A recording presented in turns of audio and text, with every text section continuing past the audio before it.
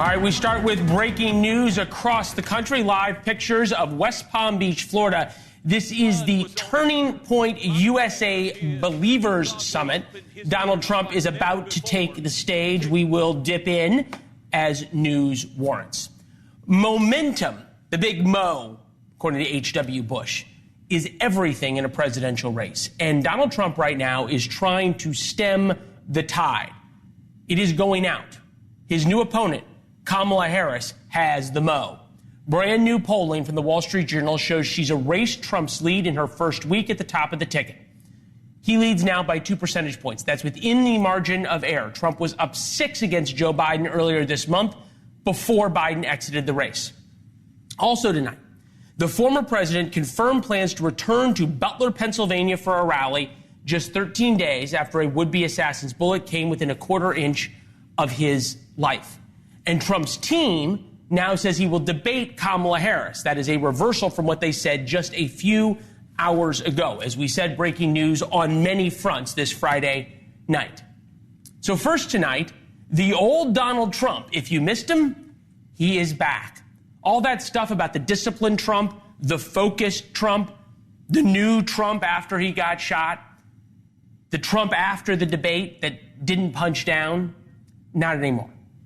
Just a day after Trump backed off debating Harris, now the debates are back on. Team Trump put out a knee-jerk statement last night about not debating, and it literally blew up in their face. Now Harris and Democrats can rightfully say Trump's wavering on his anytime, anywhere challenge. I'll tell you, I'm ready to debate Donald Trump. I have agreed to the previously agreed upon September 10th debate. He agreed to that previously. Now it appears he's backpedaling, but I'm ready. She's ready is Trump. Debating Harris is going to be a totally different ballgame than going up against Biden or going up against Hillary Clinton, especially right now because Harris is the darling of a media truly giddy about the possibility of the first black woman president. We'll get to that in a minute. Plus, Trump has another problem on his plate. J.D. Vance, his running mate, well, Vance's implosion on the world stage continues to expand out, almost like a nuclear explosion that keeps getting bigger and bigger. Trump chose Vance when running against Biden. He was running against Biden-Harris. It looked like a blowout, so Trump went back to his old instincts. There's a long list of people Trump hired because of those instincts and then had to fire. But telling J.D. Vance you are fired presents some wild possibilities. And worst of all for Trump, it may not be possible. Vance's past comments now about Democrats, including Kamala Harris, is just one example of the archives that are not aging well. We're effectively run in this country via the Democrats, via our corporate oligarchs, by a bunch of childless cat ladies who are miserable at their own lives and the choices that they've made. If you look at Kamala Harris, Pete Buttigieg, AOC, the entire future of the Democrats is controlled by people without children. And how does it make any sense that we've turned our country over to people who don't really have a direct stake in it? Now there are tens of thousands of women who are posting on social media about being childish cat ladies. Later in the show, we're going to show you how Vance is trying to get out of those comments and explain them. It is not going well. All right, now we have Harris at the top of the ticket, and the race has changed substantially. J.D. Vance might be the latest in a long line of people picked by Trump for the wrong reasons, hence what we were saying about the old Trump. Meantime, Harris is successfully reinventing herself with the help of some very friendly news outlets, and Trump is going back and forth on whether he will debate her. 1 month ago, the race changed with the debate. Changed again when Trump got shot. Again when Biden dropped out. And now it looks a lot like before the first debate. That is not a good thing for Donald Trump. Mike Huckabee knows a thing or two about debating Trump. Former Arkansas governor, ran for president in 2016. It is good to see you, sir. Just from a political analysis standpoint, I think we can say the momentum here has changed significantly, right? Well, it has. I don't think anybody's surprised by that. The shiny new thing is always going to be what gets the attention. Right now, Kamala Harris is riding high because she's replaced Joe Biden. She's kind of given the Democrats a sense of hope and optimism, which in itself is rather tragic if you think about it. They had a candidate that they deep down know wasn't able to go the distance, but they kept telling everybody he was at the top of his game. Well, the debate kind of changed that. They got rid of him, staged a very undemocratic coup d'etat, got him out, put her in the place, and yeah, she's going to do well, probably through the convention.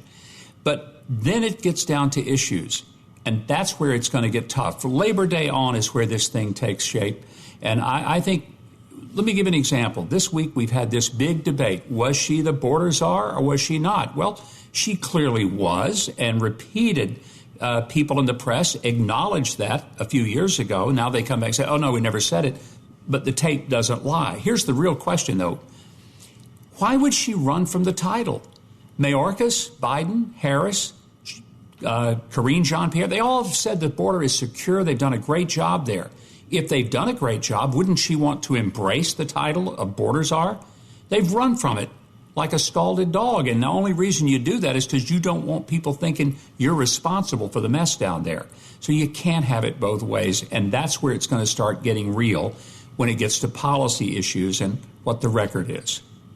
Well, part of the person who's going to prosecute the policy issues that you just laid out, and I think you make a great point about whether she was or was not the border czar, maybe academic in terms of the title. The results speak for themselves.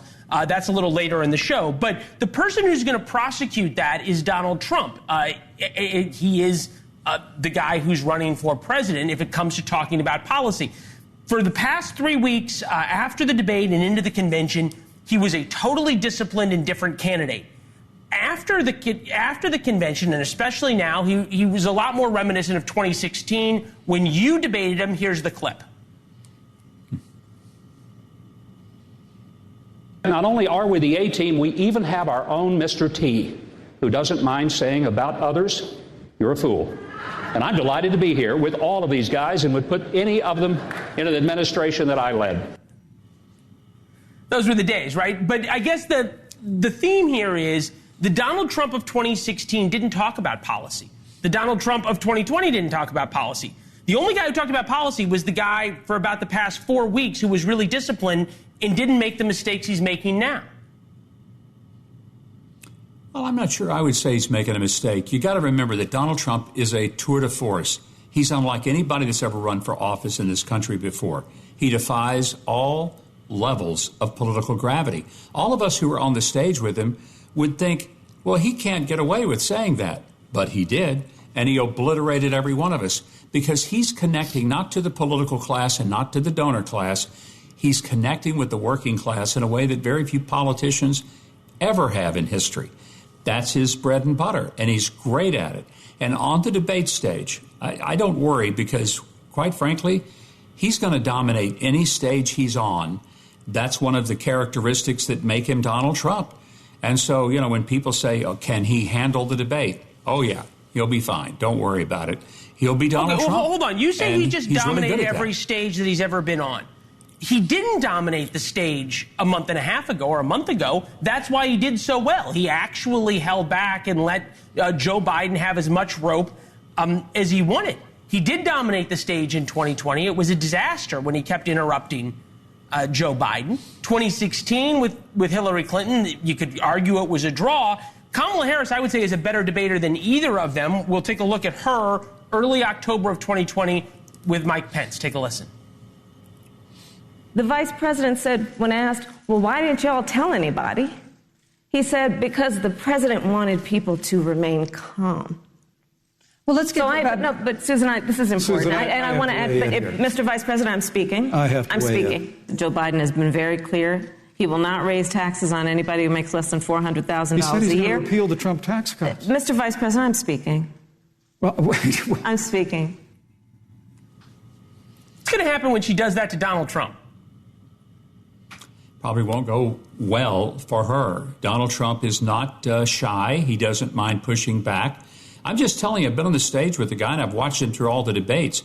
I will admit that the first debate he had with Joe Biden in 2020, it wasn't his best, but he came back the next time, and he absolutely dominated. That's the thing. He never makes the same mistake twice. he learns from it. But he's still going to be Donald Trump. And that's one of the things that many of us love about him. There's this unscripted variation. Here's a guy who goes and says what he thinks, and he means what he says. And I think it's refreshing to a lot of people that he's not so carefully controlled by consultants. He's not completely a wholly owned subsidiary of the donor class. A lot of Americans find that quite appealing. No, to be fair, you never know what you're going to get, right? But the one thing that was working for him, okay, and that's why he was up in Michigan, Wisconsin, Pennsylvania, and Minnesota, states that he is now tied Kamala Harris in. He was up by mid-single digits in all of those states against Joe Biden, was because he was talking about issues. He wasn't putting out social media posts about personal jabs at Joe Biden.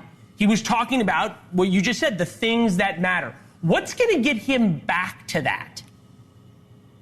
Oh, I think just the rhythm of the campaign will do that. The debates will do that. The ads, all the things that will happen will make this an issue-focused campaign. Look, he's got a great record to run on.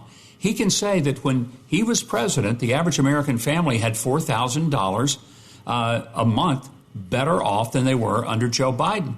And you don't have to sell that. You don't have to get them a chart. They feel it. They know every time they squeeze the handle at the gas pump or they, get their receipt at the grocery store. They see it. They feel it. They understand it. He understands how to communicate that. Leland, let me just say this. I've often said if you walk into a Waffle House on any given morning at 10 o'clock, you'll see 4 guys sitting around sipping coffee. If you watch them for a few minutes, they'll look around and then they'll all lean in very quietly to the center of the table. They'll whisper something to each other. What they whisper, Donald Trump goes to the microphone and says out loud. And there are a lot of Americans who will say, that's my guy right there, because he is saying what they're feeling. And that's one of the real essences of his success. See, now you're talking about Waffle House, and I'm getting hungry. Okay, I haven't eaten. A happy place. I skipped lunch. It is a great spot. It is a phenomenal spot. Trump versus Harris on the issues. And this is interesting. I think that you're going to see a little bit different of a view, right, than it was against Biden. LGBTQ, Harris, far and away. Abortion, far and away for single-issue voters. Inflation, Trump is ahead. Immigration, Trump is ahead. How much of a role is the media going to play at all in what issues end up rising to the top in this election? Look, let's be honest, Leland, the media will give Kamala Harris a tongue bath every single day. They always have done that for Joe. They're going to do it for Kamala. There's no doubt about that. Donald Trump is never going to get a break from the press. We just have to go into it understanding that we're going to be booed in the stadium by the media, who will not be wearing striped shirts, calling balls and strikes and calling fouls as they should be. They're going to be wearing team jerseys. They'll be Team Kamala the whole time. And you think that's going to be true of the moderators for the next debate? I'm sorry?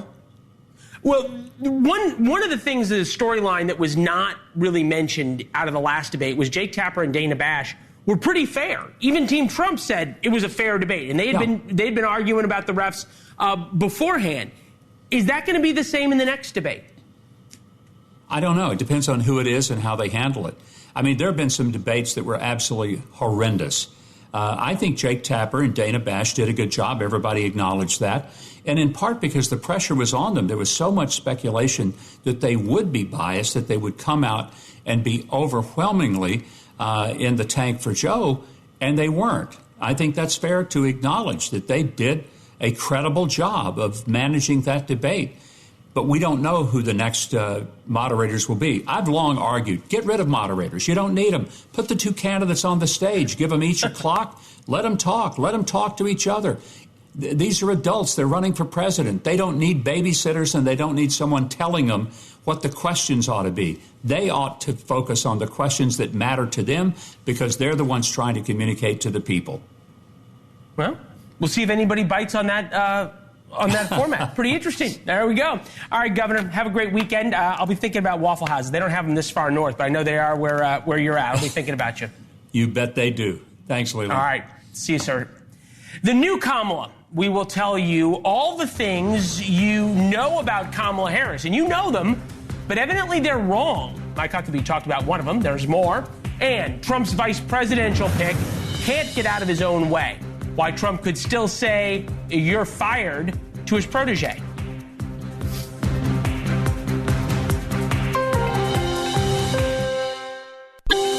A vice presidential candidate doubling down on, quote unquote, his cat lady comments. Not exactly something that you had on your 2024 bingo card. If you missed it, which would be easy to miss cat lady comments, here's what the Ohio senator originally said in 2021 and then again today talked about on the Megyn Kelly Show. We're effectively run in this country via the Democrats, via our corporate oligarchs, by a bunch of childless cat ladies who are miserable at their own lives and the choices that they've made. Obviously, it was a sarcastic comment. I've got nothing against cats. I've got nothing against dogs. I've got one dog at home, and I love him, Megyn. But look, this is not, people are focusing so much on the sarcasm and not on the substance of what I actually said. And the substance of what I said, Megyn, I'm sorry, it's true. Senior writer for The Dispatch, David Drucker, is with us, Deputy Director of Strategic Communications in the Trump White House. Roma Daravi is with us. Great to have both of you.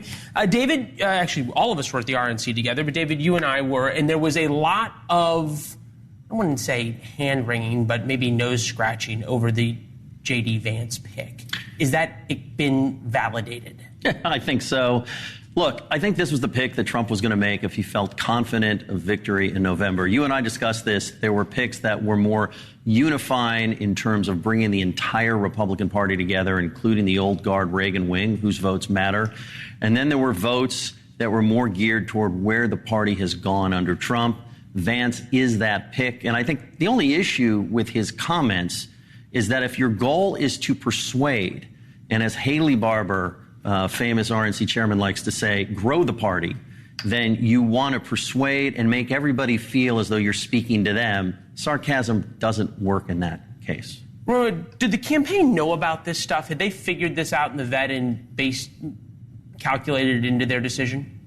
Well, the Trump campaign certainly did their vetting process, and they chose J.D. As they should. He's a wonderful candidate to be on the ticket with President Trump this election cycle. And I'll just say this.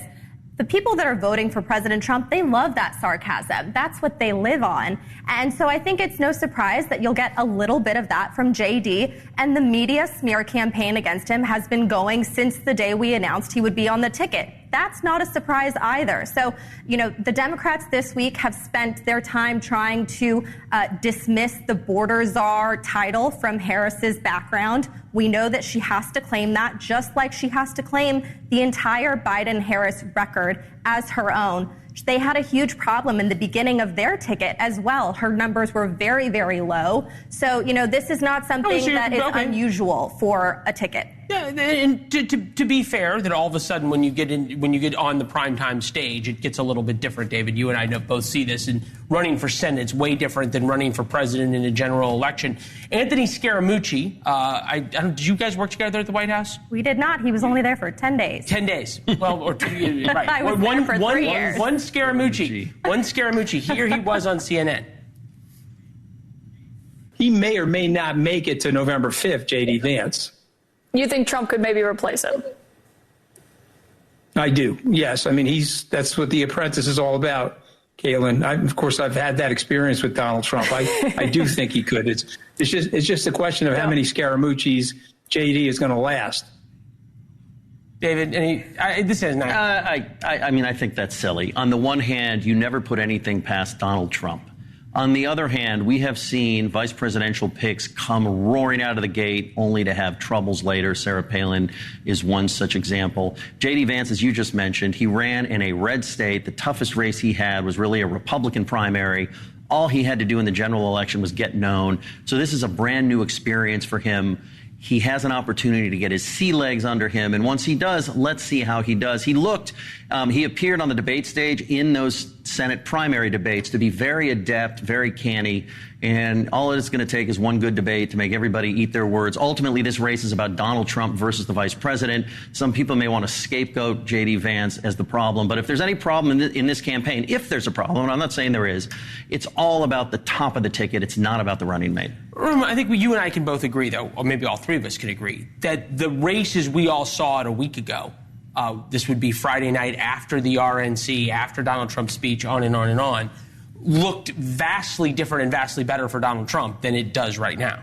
Well, that started arguably after the CNN debate, right? So you saw a rise with all of the support of the Trump ticket, even before we made the announcement with JD added to it. So I think we're going to see a lot more of that. But of course, Harris is going to have a little bump as soon as the announcement came. They really haven't had a candidate running for months now, and the people have not been behind Biden for months now. So of course, they're going to see some support for her. I don't see that lasting. You know, if you really go down to the facts and the policy here, which is what it's going to come out to, the economy and the policy that we've seen during the Trump administration and during the Biden administration, which is something we've never been able to compare eggs to eggs before. It's always apples to oranges. This is one admin to another. And so I hear you. It's and that's a direct comparison. That's what Republicans were talking about. And that's what Donald Trump was talking about back at the convention.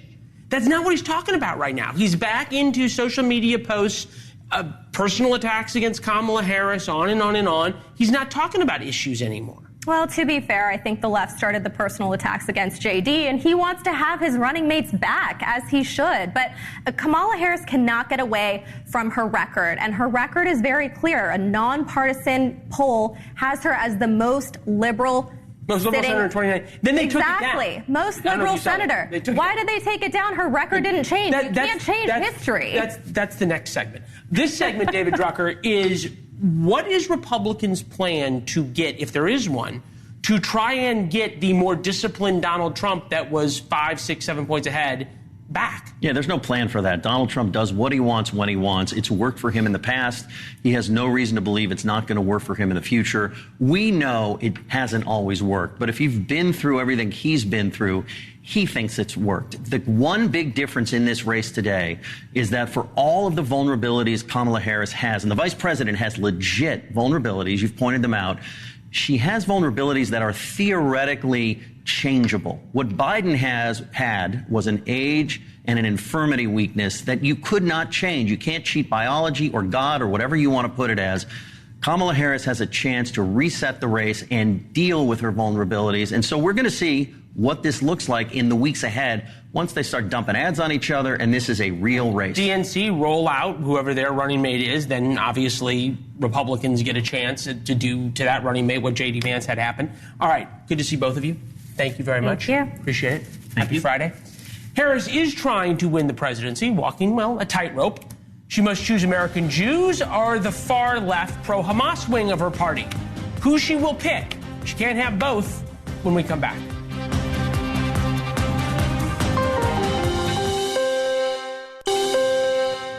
Pennsylvania's Governor Josh Shapiro could be, very likely could be, Kamala Harris's ticket to the White House. If he won her Pennsylvania, it would all but guarantee 270 Electoral College votes for Harris. But the new group, No Genocide Josh, lays bare the anti-Semitism problem on the left.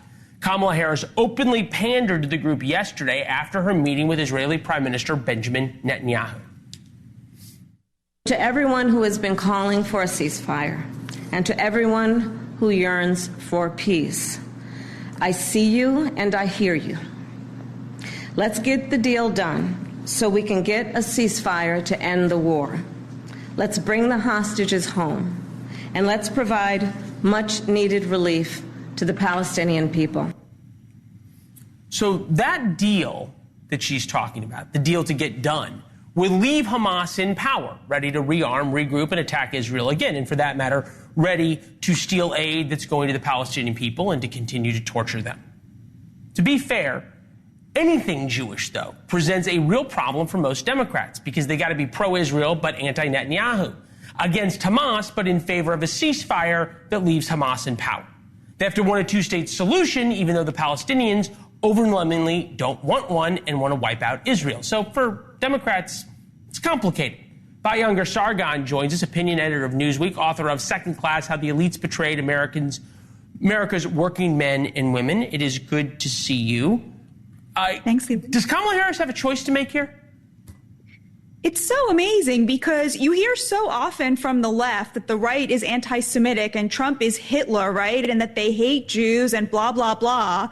And it turns out that the Democratic nominee is going to have to choose between winning the election potentially, right, and not angering anti-Semites. You're totally right. Josh Shapiro is the obvious choice, and she cannot choose him because the anti-Semitic left will then not vote for her. I don't think this has ever happened before in American history where a major party was going to have to choose defeat to pander to anti-Semites, but that is literally what we are witnessing right now. Well, to be fair, you've seen parties choose defeat to pander to a certain group. Anti-Semites, in this case, was not one of them. 61% of Jewish voters in Michigan lean Democratic. Now, there's not a lot of them, but they do lean Democratic. And in a tight race, you think about Hillary Clinton lost and Trump won in 2016 by 10, 15,000 votes. So every vote counts significantly. Have you seen this shift yet from Jewish people who used to think it was more important to be liberal than to be Jewish, now saying it's more important to be Jewish and support a party that supports Israel and doesn't have anti-Semites in it? Right. I think it's even less about Israel than it is just about, Jew hatred even here. I'm definitely seeing a shift. Jewish Americans are paying very close attention to what's happening right now. And let me tell you something, there's really no other reason not to pick Josh Shapiro than the fact that he's Jewish, right? All of the options are pro-Israel. He just happens to be the Jewish pro-Israel option. And I think if American Jews get wind of the fact that the only reason a person wasn't selected was because he is Jewish, that is going to be a huge deal breaker for many, many Jews. Okay, so play this out. Why then is Shapiro playing along? He's going to a big rally with Kamala Harris. He seems to have no problem being on part of the ticket. The flip side of that, right, is if somebody has to make this choice or is even thinking about it, whether or not you're going to pander to anti-Semites, any Jew should find that repulsive, and yet he's all on board. Well, we don't know yet if she's going to pander to them, right? I mean, she did last night. She did last night, right? But she did it in a political way, right? She pandered to them after having denounced the Hamas protests that happened at Union Station in a very good statement, right? So I don't like that she pandered to them after that, but in a way she was sort of equivocating there, right? Trying to keep them on board. Maybe Josh Shapiro is getting messaging that he is still in the running, that he is a front runner, right? We can't prejudge. I'm just saying, what her choice is right now. It's either win or pander to anti-Semites, and American Jews are sure as heck paying attention. Where do you see the arc of this if Kamala Harris wins? She's already moved the party, at least significantly yesterday in her statement, much closer to the pro-Palestinian types. And you and I have talked about this. Issues of moral clarity, you can't have it both ways. Joe Biden certainly tried to. Kamala Harris has sort of tried to, is a reflection of Joe Biden and still have it both ways. What do Republicans have to do to take advantage of it? She can only win one way. Her path to victory involves throwing Joe Biden under the bus on immigration. And I really just don't see her doing that. The whole, she was never the border czar is falling very flat. Her denials are not going to work. The only path to victory for Kamala Harris is to effectively say, we were wrong on immigration. It was all him. And I'm going to be much tougher on the border now if I become president. And honestly, it's very hard to imagine her doing that. I don't think foreign policy is what makes Americans vote. They don't turn out for that. They turn out for domestic issues. That's an interesting point. And like you and I talked about this, though, the America's working class that we've talked to and that you've interviewed so much, they are remarkably more pro-Israel than the educated and credentialed class in suburban America, which is something that Donald Trump seems to understand. Here he is with Benjamin Netanyahu today. I think her remarks were disrespectful. They weren't very nice pertaining to Israel. I actually don't know how a person who's Jewish can vote for her, but that's up to them. But she was certainly disrespectful to Israel, in my opinion. How's that going to play? Honestly, it's the kind of conversation that we have amongst ourselves at Shabbat dinners, right? It's not very politically savvy, politically correct of him to say something like that. But a lot of Jews are having that conversation amongst ourselves, which is, have we backed the wrong pony? Was supporting Democrats all this time a big mistake? Was throwing our, the institutional American Jewish life, they threw their lot in with the intersectional left in many cases, which was obviously siding with the people who hate us against the people who protect us, the American working class, American Christians who are deeply philo-Semitic and would never let anti-Semitism spread in this country. So I think a lot of Jews are really going through a little bit of an identity crisis right now, and it's very interesting to watch what happens. Yeah, and it's interesting to see how both parties play to it or exploit it, either one the way you want to look at it. Speaking of Shabbat dinner, we'll let you get to Shabbat dinner. Batya, it's good. It's good to see you. Thanks for being with us. Shabbat shalom, Leland. Shabbat shalom. Donald Trump says he will get historic support from black men. He said it over and over and over again. Ahead, the very important and powerful group now doing everything possible to make sure he doesn't get support from black men.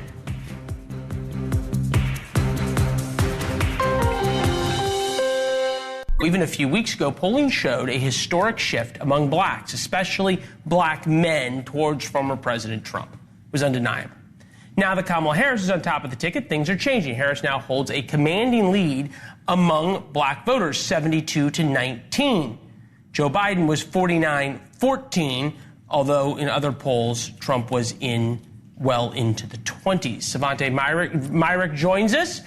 President of People for the American Way, at one point was the youngest mayor in New York State history, the mayor of Ithaca, New York, now down here in D.C. Good to see you. Welcome to the program. Thank you very much.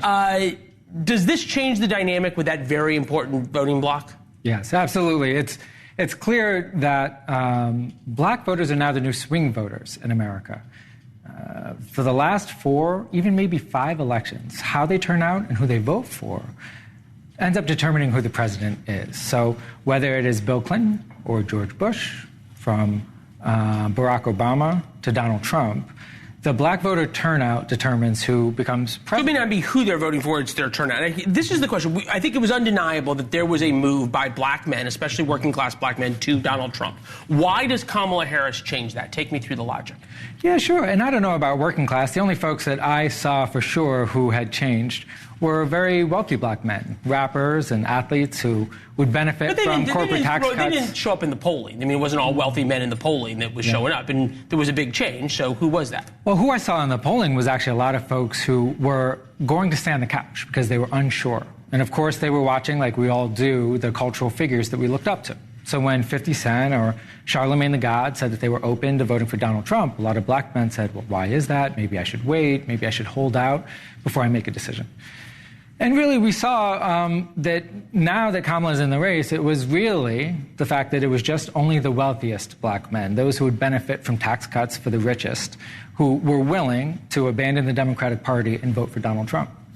We see now a candidate who really excites the base of black men and women and makes us all proud because of her record, because of her person, because of her family, because of what she's put on the line.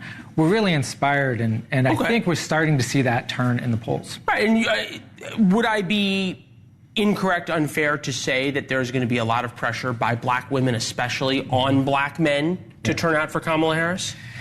Yeah, I mean, I don't know if we only just met, so I don't know if you're married yet, or if you have a little sister, which I do, or if you were raised by your mother in the house. But it is true for sure that all of the good decisions I've ever made in my life were because I followed the advice of a woman. That is definitely true. Okay. And that may be true for black male voters as well. I'm guessing your mother or little sister and if your wife, if you are married, is watching this, and you just got a whole lot of brownie points. I hope so. And I hope I can stay, of course, out of the doghouse well into the future. But those of us who hope to have daughters as well, we want to vote for what's best for them. And it is very true that black women are actually supreme voters. They're some of the best voters demographically in the country. They turn out at higher rates. They vote in school board elections, in midterm elections, presidential elections. That's true.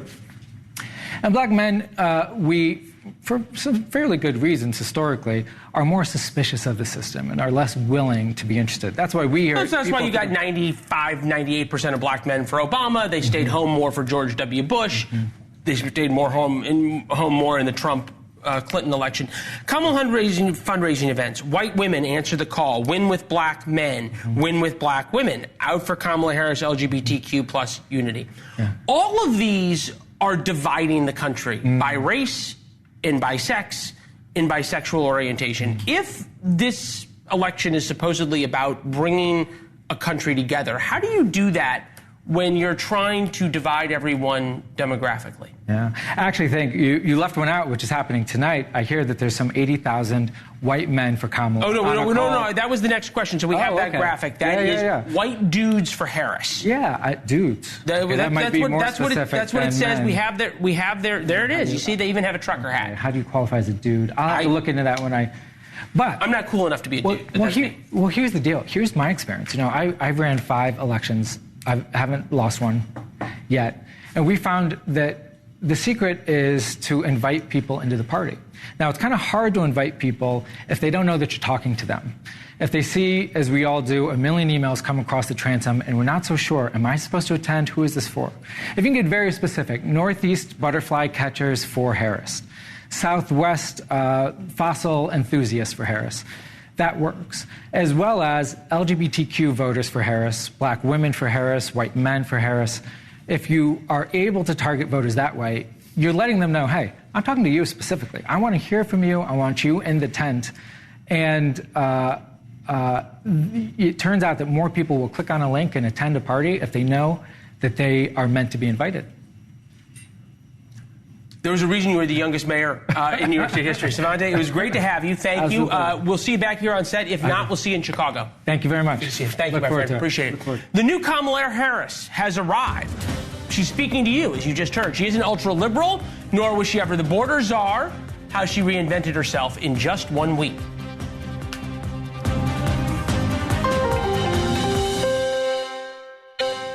For years, news outlets covered Joe Biden's cognitive decline with 4 words: nothing to see here. Now it appears the same groups are doing it again with Kamala Harris. So repeat after me. Kamala Harris was never the border czar. She did not raise bail money for rioters in 2020, and she was not the most liberal senator in 2019.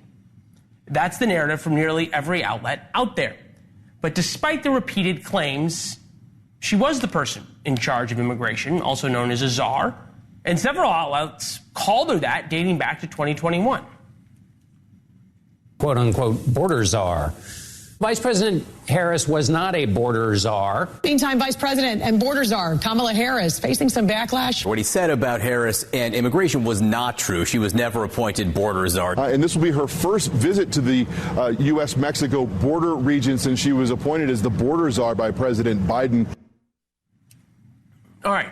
Steve Krakauer is with us, executive producer of Megyn Kelly's show, NewsNation's media contributor. Good to see you, my friend. Thank you. You think about it, right? Also, the 2019 report that said she was the most liberal senator, that's been taken down as well. There's now fact check saying she never raised money for the 2020 bail fund. And then there's the tweet that she did. If Kamala Harris can reinvent herself, can J.D. Vance? Well, Kamala Harris is not reinventing herself in an isolation chamber. She has quite a team behind her. It's funny, Leland, but right before I came on air, I was looking at X and I saw Ben Smith, who runs Semaphore, who I think does a good job. But this tweet out, man, this Kamala Harris rollout this week has just been really flawless. Whoever's responsible for this really should get some applause. Well, look, Ben, I mean, it's not you personally, but I would have to say many forces within the larger mainstream media apparatus have really done a great job of helping make this happen this week. I mean, just making Kamala Harris happen. But, whether it's the meme queen thing that we started going on, oh, Kamala is brat, to what you're saying, literally changing websites that say she's the most liberal senator, or fact-checking this idea that she's the border czar when they themselves had said it. And it's all so clunky and so obvious to most people who are paying attention. But they really, there's this tremendous effort. In poker, it's a tell, where it's so obvious that they're trying to go above and beyond, even what they have to do, to try to sell this new normal, this new Kamala Harris thing. This Biden's gone. I mean, he gave a farewell address 2 days days ago. And no one's even talking about that. It's all Kamala all the time, and it's so obvious. And it's happening thanks to an assist from the large. How much of that is just apparatus. Leaning into, hey, there's a new shiny thing, and that's what we cover? And in the same way we did with Donald Trump, we said, hey, this is the new Donald Trump. He's more disciplined. He's not as angry. He's changed after the shooting. Everyone bought into that same narrative, too, and turned out not to be true. True. And I do think that there is an element of that. Look, there's a business side of this also. I think that I would imagine if I'm looking at the back end of what's happening on all the websites of these news companies, Kamala Harris clicks are up, let's just say. So I do think that there is absolutely an element of that here as well. But I don't think it's just about the shiny new object. I think that there really is an effort from the Democratic establishment, from the pundits to the media themselves that are just exhausted by this last month. It has just been so bad. I mean, tomorrow will be 1 month since that debacle of a debate by Joe Biden. What a long month it's been. So now they have this idea, okay, just a breath of fresh air. There's something that we can talk about that's not just ho-hum, just this is a disaster for us and for the left. So yeah, I think that there's a little bit of excitement that just goes along with that as well. Okay, so my father likes to say nothing helps a good product more than good advertising. Nothing kills a bad product faster than good advertising. At what point does the old Kamala Harris, the laugh, the gaffes, come back into the ether and is, I don't want to say exposed, but suddenly gets more airtime? I think the big question is, it relates back to the debate. I mentioned the debate. Obviously, for a long time, there was this idea of Joe Biden, he's fine. He's the best Biden ever, as I heard from Joe Scarborough back in the day. And then the debate happened, and you can't hide it anymore. Kamala Harris has been out on the stump a little bit doing some campaign speeches, but she has not, as of yet, announced any interviews with any press, even friendly media outlets to this point. When she gets out there and is cross-examined, whether even in a friendly interview, and you get to see her go off script and to see that unscripted Kamala Harris, let's see how she does, because I think that's really going to be the first real test of her actual candidacy. Yeah, that is an excellent point.